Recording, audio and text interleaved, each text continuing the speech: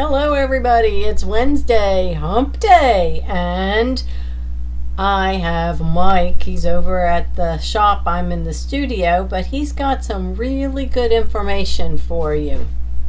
So I'm going to bring him in and let him take over. So hang on, Mike. Let's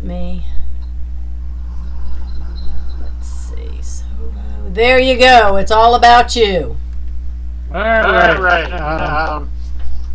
I've talked to you guys about this before. Okay? And it's bobbin cases for your machines. Brother, baby lock, singers, homies, whatever. Okay? 98% of all new machines have a plastic bobbin case. There's multiple reasons for this. One reason is if you make a mistake and you hit a needle, you break it. Okay? You don't break your machine. That's the major reason for this. It's a lot less expensive to replace the bobbin case than to replace the hook, replace the needle bar, put machines back in time, etc., etc., etc. That's the major reason for that design of a system. Okay? Now,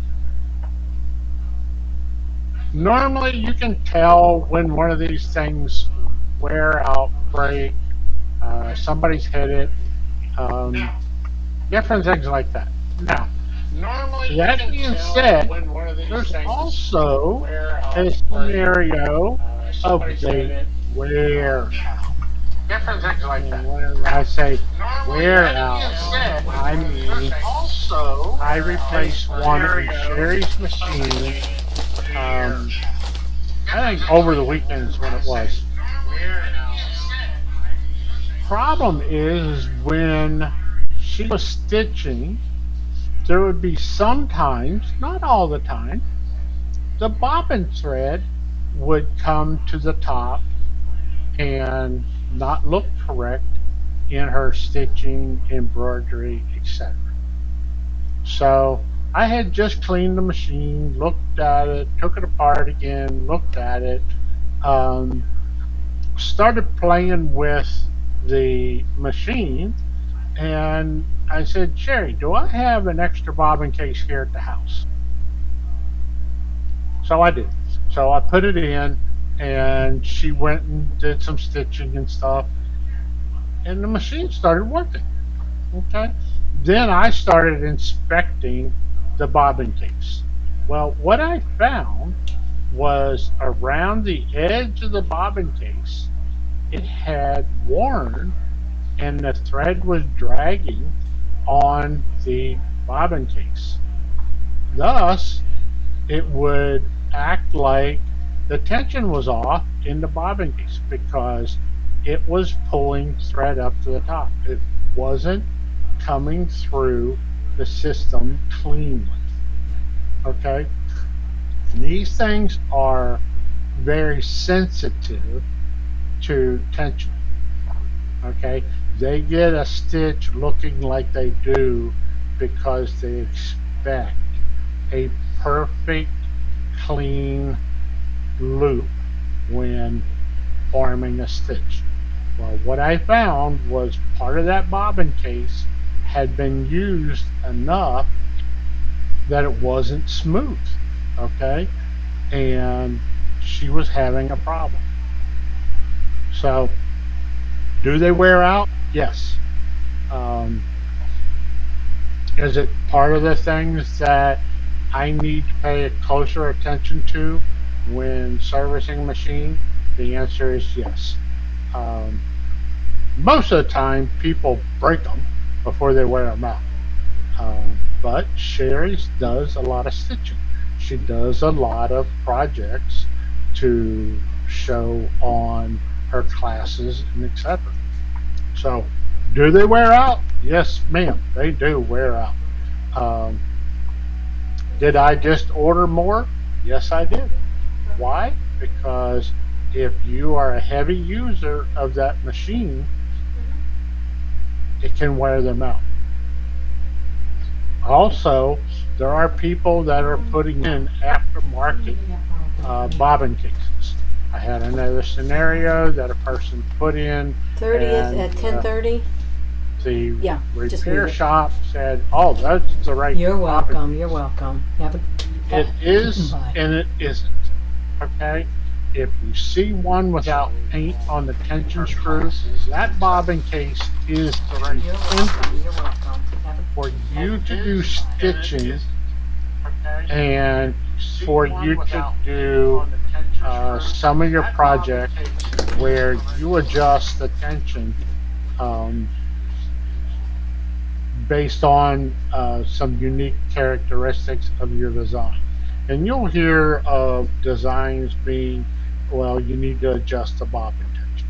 Okay, that is what the other bobbin case with no paint on the screw is intended for. Okay, if you bring a bobbin case into me and you have the regular bobbin case in the machine and I find the paint scratch, crack, that tells me you've been into the bobbin case with a screwdriver. That tells me that it's been compromised. That tells me that it's not going to work the way the factory has it set.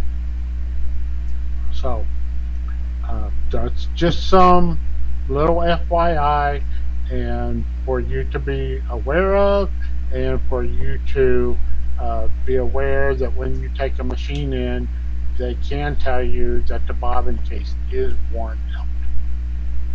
All right? Any questions, Sherry?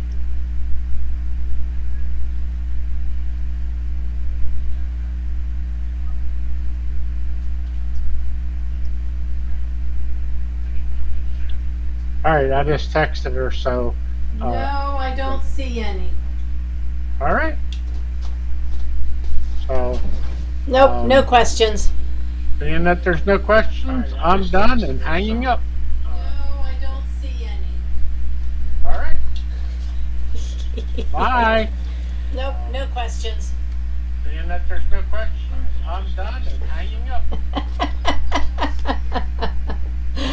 Oh, goodness, bless his heart. When he's done and he's gone. No questions. Being that there's no questions, I'm done and hanging up. Okay, so I can trying to get the sound on all these things and get everything set up so that it's perfectly on time. Doesn't always work that way. There's only two of us in two different places juggling all of the different equipment, so appreciate you bearing with us. Let's see. Kimberbell, demo December. Dates are on the calendar. Go and sign up. It's a free demo. There's a picture of the design. You attend to 3 demos, you get the free design. That's it's only going to last about a half hour unless there's more questions. You can feel free to give me questions ahead of time as well. And that's going to be Wednesdays in December. The 6th, the 13th, and the 20th. I have it scheduled for noon, lunchtime. Okay, so that it kind of runs, and then it'll be right preceding our Facebook Live. So we're going to be doing the demo December. So I ran over really quick and was just grabbed some of those 2-inch strips. Remember we talked about 2-inch strips yesterday? 2.5. Doesn't matter, they're just strips. You could have 1.5, whatever size strips you have. It's not going to make any difference. What I did was, because I mainly have 2.25, 2.5, but I also have some 2-inch because there was a project we were working on and I had some leftovers from the kits. And I think for the demo, or for Kimberbell, the DDE this week, if you want to make a strap, it takes a 2-inch width of fabric. So I end up with some extra pieces of that. But what I actually did, just so I can show you how easy this is to make the charity blocks that we're making for Lutheran, Lutheran World Relief. And I'm thinking if we make the blocks 10.5, they can be finished at 10 inches. We can take 6 across, 8 the other way, and have a 60 by 80 quilt top. And a sampler is perfect. So however many, whatever you guys want to make, put it in the mail. That would be awesome. And then I'm thinking of ways of taking odd shaped blocks. So, if you have an odd shape, that's okay too. We can work with that. But what I did was I just went and grabbed a handful of strips out of my bin, and I've got a pretty good sized bin, and sewed them. And you can see when you get down here to the bottom, they're not all the same length. Doesn't matter, because I'm going to trim up here, then I can cut it down to 10.5 inches. I would already have a block, or you can take the blocks and cut them and then twist them in different directions. I thought about doing that too. This is as far as I got, but I'm going to throw in a little added for all of you out there that have sergers. Okay, you have a serger, you never use it. This is a great project to practice, because look, I've got it set up for a 1/4 inch seam. I even had red thread, so it won't make any difference, but it'll make it nice and sturdy. And you know how fast you can just zip that through. So it's a good practice using those old scraps. Practice making a block, and then you can send it. Okay. So, and if you want to make more than one, that would be awesome. But I'm only asking for one because that's easy to fold it up. Fits in an 8.5 by 11 regular envelope with a regular stamp. Send it to the store. Our address is on the website, and we'll get them to the church so they can start working. Right now, they're still cutting, and let me tell you, they're cutting. What did they tell them? They told them to use 11-inch squares and 21-inch squares. Now, all of us as quilters, we don't use blocks that big. We cut them into smaller pieces and sew them back together. That's what we do. But they're trying to make it, fast and easy so that we can make a bunch of them. So I thought if we all could help and put a little bit into it, that would be fantastic. So I have in my hand, because I dug through my box, and I'll go back through it again because I've got a bunch of blocks that are just orphans. One block here, one block there, orphans. They can all be used. So, don't go buy anything you don't need to. This is just a good way to use, stuff that you have. So what I have in here is, this was a block we made. This was for back with when we were all doing the COVID blocks. I have to come back across those. Those are in another box, but I have a whole bunch of others, and I've got some partially finished, quilt tops or table runners that maybe I can add to and make bigger. That's what I'm going to be doing. But anyway, I have the printed instructions for a block. And this is actually a large block. This is, I forget what size, but it's a bigger block, I think.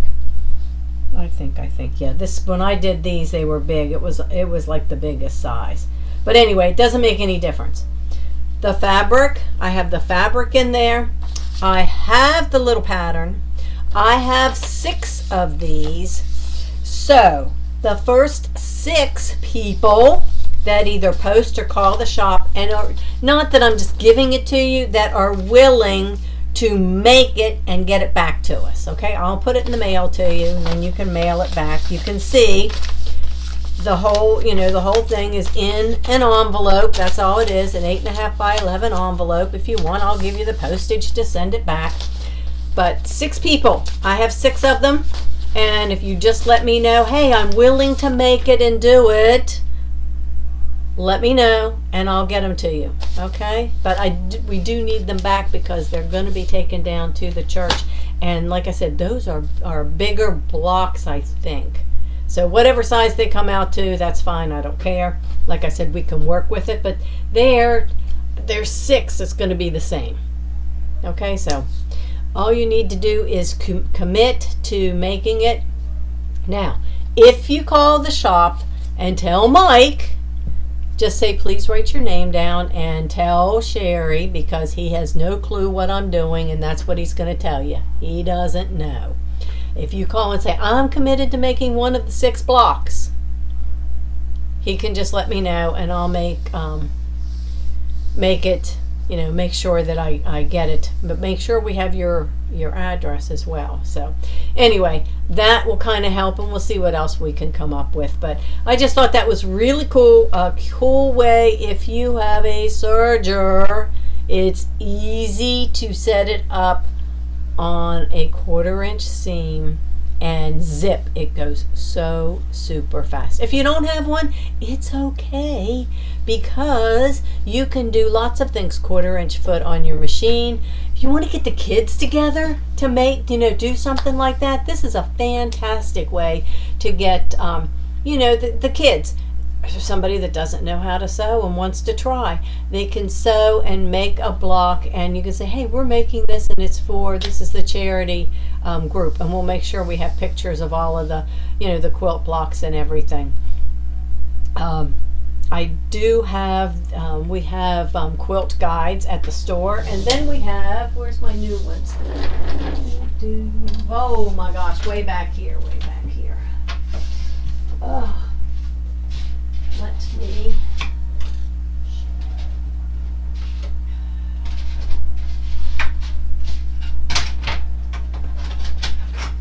oh goodness, these are the new tools. I want to do a whole video on it and haven't been able to pull that together, but this is the larger one and the smaller one. And what I was going to try to demo and show you is, if you have both of these, you can put them on both sides of your machine, and look, you can measure it, and you can sew perfect 1/4-inch seams without the fabric wiggling and wobbling all over the place.